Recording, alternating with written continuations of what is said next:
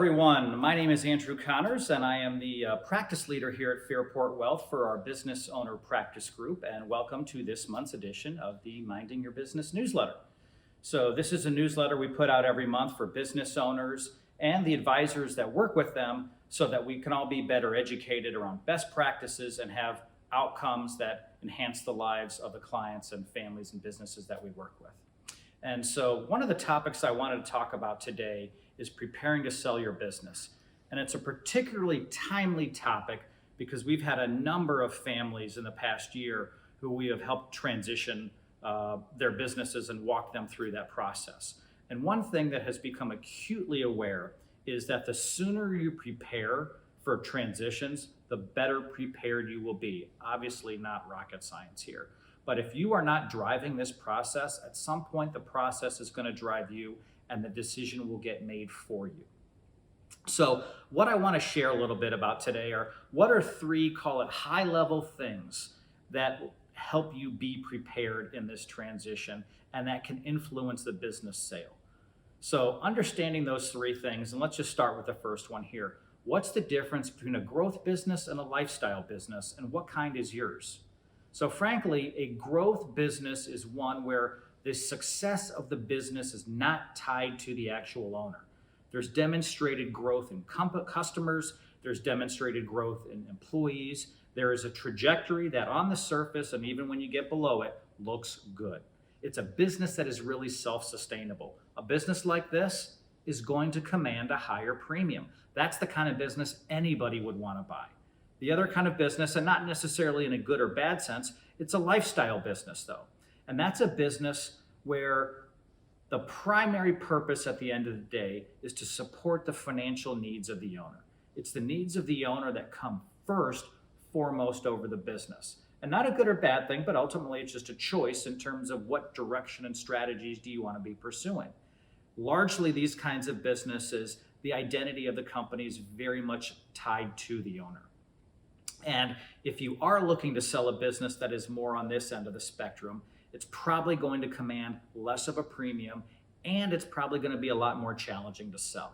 So keep that in mind when you think about what kind of business do I want to have. Everyone says we want to have a growth business, but do you really?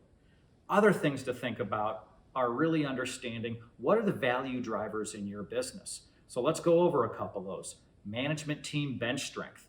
Are you the CFO, the CEO, and the COO in your business? How many hats are you wearing? You can't be wearing all hats and doing them well. You need to share that and have competent bench strength.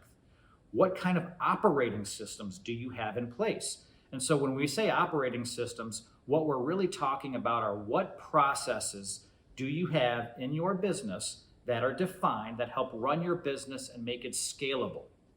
Another thing to think about, recurring revenue and customer concentration. Obviously, if you have a high level of customer concentration, it's going to make it more challenging. If you have reoccurring revenue, that is going to be even more attractive when you're thinking about selling your business. And it boils down to what gets measured gets managed. Cash flow, margins, reoccurring revenue, these are all things that should be on a scorecard. And the third thing, which oftentimes owners kind of might be a blind spot, is who's on your advisory team. Should be your wealth manager, your accountant, your attorney, maybe your investment banker. But when you have the right team in place, the kinds of outcomes that you're going to get are going to be very different. There are transitions that we have worked on in the past year where it was very challenging, the advisor team working together. There was not a collaborative group in place. And because of that, it really affected the speed with which the transition got done and the ultimate outcome. When there is a collaborative group in place, the outcome, often what we see is the client usually ends up paying less taxes. The deal gets done faster. The outcome that the owner has in his or her mind is more aligned with what the actual outcome that ends up getting realized is.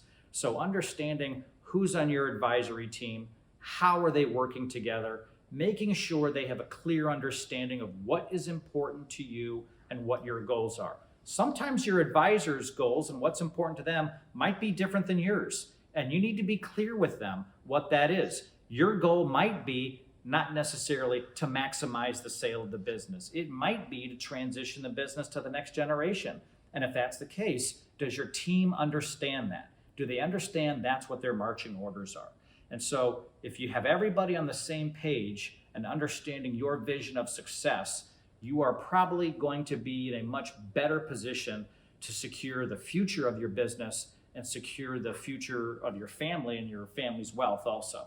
So hopefully these were a couple high-level tips to think about. If any of these you'd like to chat about in greater detail, don't hesitate to reach out.